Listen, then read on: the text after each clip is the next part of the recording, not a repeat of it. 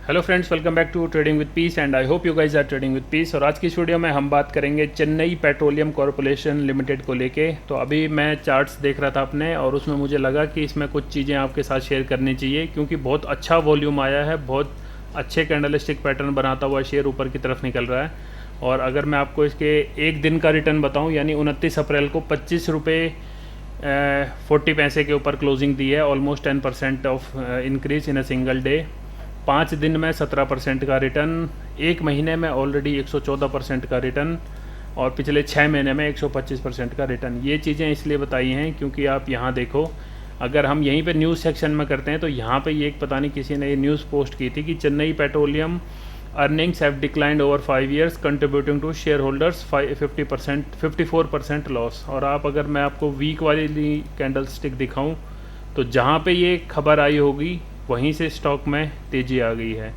तो क्या अब आपको ये ख़रीद लेना चाहिए, नहीं ख़रीदना चाहिए, डिसीज़न आपका रहेगा। बट आप ये एनालिसिस अगर आप देख लोगे तो आई वुड सजेस्ट कि आप इसमें एक अच्छा डिसीज़न ले सकते हो आने वाले चार्टिंग जो भी चार्ट्स बनेंगे इसके। तो अगर चेन्नई पेट्रोलियम की हम बिजनेस की बात करें तो आई गेस जैसे कि नाम में ही छुपा हुआ है कि पेट्रोलियम रिलेटेड यानी रिफाइनरी का काम करते हैं। Chennai petroleum corporation limited is in the business of refining crude oil और supply of various petroleum product. तो मार्केट कैप देखोगे छोटा ही लग रहा है इतना, जिस हिसाब से शेयर के प्राइस भाग रहे हैं और जिस हिसाब से इसके पास कर्जा दिख रहा है हमारे पास, उसके हिसाब से 4158 करोड़ का मार्केट कैप है। डेप्ट देखोगे 9238 करोड़ का इनके पास डेप्ट है। रिजर्व में इनके 2600 करोड़ के करीब हैं। डेप्ट टू इक्विटी आपके पास ये आ रही है 3.31%। आरओसी आरओई अच्छे नंबर्स आ रहे हैं, बहुत अच्छा रिटर्न दिख रहा है आरओई में तो। और सेल्स की आप परसेंटेज देखोगे तो 95.2%। तो इनको देख के आप फैसिनेट नहीं होना, क्योंकि अभी मैं आपको इसके एक्चुअल में डिटेल बताने वाला हूँ नीचे क्या नंबर्स एक्चुअल में आए हैं। कंपनी का जो स्टॉक है वो डिविडेंड कुछ देता नहीं है, अभी तक का लो 94 रुपीज़ का इसने लगाया है। तो अगर आप इसके साथ इसके पीयर्स कंपनीज देखोगे तो Reliance industries, IOL, BPCL, HPCL, MRPL, CPCL, ये इसके कुछ पीयर्स कंपनीज हैं जो सेम इसी काम में इन्वॉल्व हैं। तो अगर हम इसका अब P&L देखते हैं 2011 से लेके 2022 तक का हमारे पास डेटा अवेलेबल है। आप देखोगे प्रॉफिट्स छोटे थे, लॉस बड़े बड़े थे कुछ 2015 तक।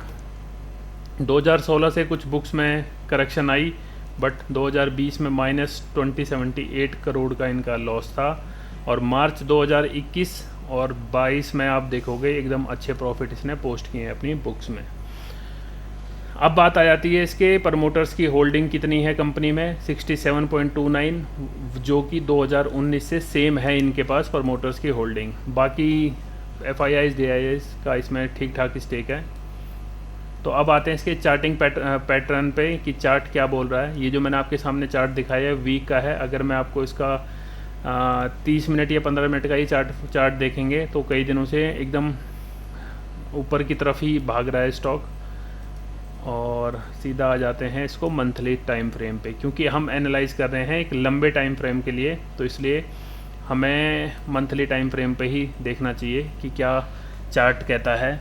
और अगर आप सोच रहे हैं इसको बाई करने के लिए तो I would suggest for the month of May आप थोड़ा सा वेट कीजिए, एटलीस्ट मिड मई तक का। और अगर नहीं होता किसी बंदे से वेट, यानी कईयों को लग रहा होगा कि अब तो मिस हो गया है, सब कुछ छूट चुका है, तो मेरे ख्याल से जो इसका पहला SL उन्हें लगाना चाहिए तो 225 के करीब एक SL होना चाहिए इस रेंज पे। अगर ये यहाँ से इस रेंज से यानी 225 से नीचे आने की कोशिश करता है तो आपका SL हिट कर देगा, क्योंकि जिस स्पीड से बढ़ा है उसी स्पीड से गिर भी सकता है। अगर हम इस पे फीवो लगाते हैं, मंथ वाइज पे लगा रहा हूँ, अगेन फिर से बता रहा हूँ कि मैं महीने पे फीवो लगा रहा हूँ, तो फीवो अगर हम महीने पे लगा रहे हैं तो उसी हिसाब से इसके टारगेट्स और नंबर भी आएंगे। कुछ नहीं किया है, हाई टू लो लगा दिया है। अब देखो आप, तो एज़ पर फीवो अभी भी स्टॉक अपने जो 61% का इसका एक इम्पॉर्टेंट हर्डल आता है, इसको क्रॉस नहीं कर पाया, तो विच मीन्स कि अभी 316 पे इसका एक एक्टिव हर्डल स्टैंड करता है। अगर ये 316 जो इसका प्राइस है ये वाला, इसको अच्छे से ऊपर ब्रेकआउट कर देता है तो then we can think of buying this stock for a target of at least first target of 475 and second target 637 and then 731। और ये मैं आपको पहले भी अपने जो मेरे पुराने सब्सक्राइबर होंगे उनको पता भी है, मैं कभी आपको ये सजेस्ट नहीं करता कि फ़र्स्ट ब्रेकआउट में ही आप बाइंग कर लो। हो सकता है फर्स्ट ब्रेकआउट में ही आपको पहला दूसरा टारगेट दे दे, बट हम ऐसे ट्रेड अवॉइड कर देते हैं। मेरा मानना रहता है कि अगर एक बार ऊपर गया फिर उसके बाद इसमें थोड़े दिन करेक्शन आता है नीचे की तरफ और दोबारा अपने इसी लेवल पे आके एक बाउंस बैक लेता है, तो हम इसको पहले यानी जो हमारा 138 का टारगेट आता है इसके लिए हम होल्ड कर सकते हैं। अगेन ये मंथ की चार्ट है, यानी मंथ के चार्ट पे हमने फीवो लगाया है, तो उस हिसाब से हमने टारगेट भी लगाए हैं। तो अगर वीक में भी ऐसा कुछ बन जाता है इसमें तो एक अच्छा आपको प्रॉफिट आने की संभावना रहेगी। बट अगेन जिस हिसाब से इसमें तेज़ी आ रही है तो आई वुड सजेस्ट जिनके पास नहीं है तो जल्दबाजी ना करें, और जिनके पास है वो भी जल्दबाजी ना करें निकालने की।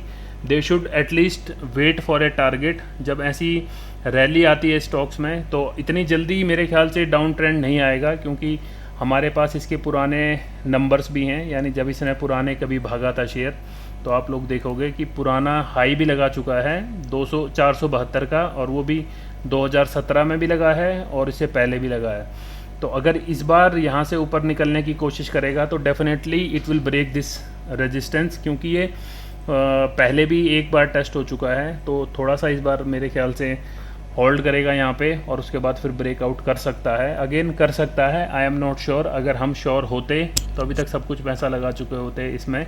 तो जिनके पास है वो या तो ये कर सकते हैं कि धीरे धीरे वीक वाइज में कैंडल स्टिक पैटर्न लगाएं और एटलीस्ट अपना जो प्रॉफिट है उसको सेव करने के लिए अपना एसएल ट्रेल करते रहें। अगर जिसके पास सपोज़ करो कि किसी ने यहाँ पे ले रखा है तो वो ऐसे ऐसे करके अपना एसएल अपने रिस्क मैनेजमेंट के हिसाब से ट्रेल करके सेफ गार्ड रख सकता है अपने प्रॉफिट को बुक करना ही बड़ी बात होएगी। अगर मैं आपको सही सही बताऊं, हो सकता है 500% का भी रिटर्न दिखाए और फिर हो सकता है 50% के रिटर्न पे ही बुक करो, क्योंकि कई लोगों की आदत होती है जब तक स्टॉक भाग रहा रहता है ऊपर वो ग्रीड के चक्कर में उसको बेचते नहीं हैं, और जब नीचे की तरफ डाउनफॉल करता है तो उनको लगता है कि ये थोड़ा सा रिटेस्ट करेगा फिर ऊपर जाएगा।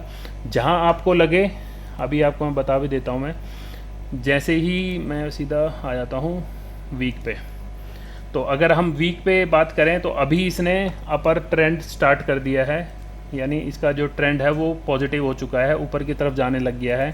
तो जब भी ये हायर लोज अभी तक देखोगे आप हायर लोज बनाता हुआ जा रहा है, यानी जो भी इसका पुराना हाई लगता है उसको ये ब्रेक नहीं करता।